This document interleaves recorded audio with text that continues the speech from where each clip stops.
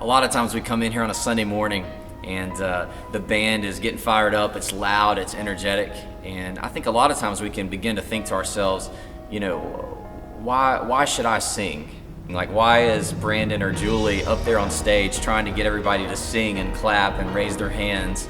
And are they just doing it so it looks cool from the stage or something like that? I think those are all feelings that maybe at some point in our lives or in our journey we've kind of thought those things. Why are we doing worship that way? Why is it so loud? Why is it so exciting? And those are very intentional things that we do here at Rivers Crossing. But the cool thing too is to know that there are a lot of things going on in the spiritual realm when God's people get together and sing corporately. I like this illustration. Worship, when God's people begin to worship and sing together, that's like scratching nails on a chalkboard to the enemy. He cannot stand to be around that.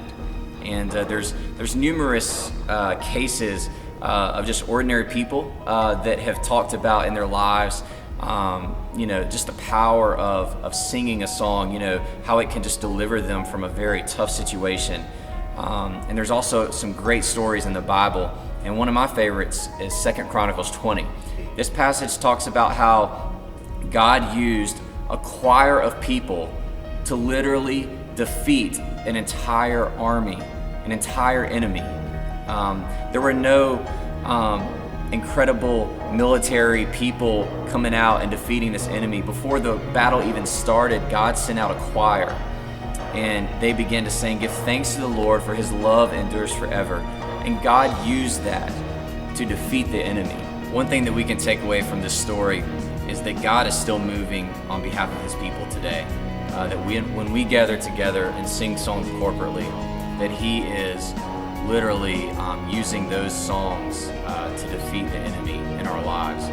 And so my encouragement to you is to just go for it this morning. If you're feeling down or discouraged, or maybe you've lost all hope in your life, or you feel like the enemy has just kind of overtaken you, and that he's just very overwhelming right now, my encouragement would be to just give it all to God, begin just crying out to him, begin singing to him, and watch what happens. Watch him move on behalf of those words that you're singing.